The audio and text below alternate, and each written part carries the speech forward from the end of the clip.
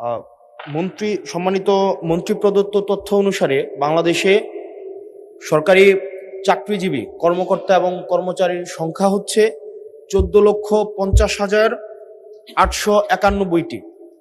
এই 14,50,891টি পরিবারের সর্বশেষ বেতন বৃদ্ধি হয়েছে 2015 সালে, আর বর্তমান হচ্ছে 2026 সাল। গত 11 বছরে কোনো বেতন বৃদ্ধি হয়নি, অথচ এই 11 বছরে মুদ্রাস্ফীতি 55 থেকে 65% পর্যন্ত বৃদ্ধি হয়েছে।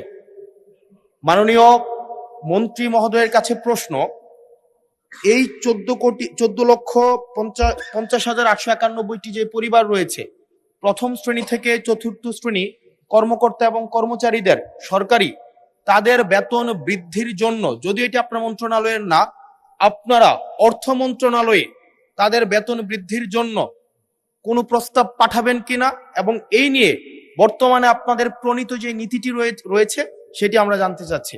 ধন্যবাদ। মাননীয় মন্ত্রী।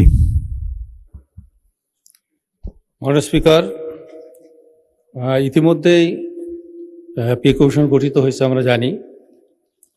তো বিষয়টি অর্থ মন্ত্রণালয়ের আওতাধীন, আর এই বিষয়ে যদি পৃথক নোটিশ দেওয়া হয় তাহলে এই বিষয়ে বিস্তারিত মহান জাতীয় সংসদে মাননীয় সদস্যের উত্তরের জন্য উপস্থাপন করা হবে। মাননীয়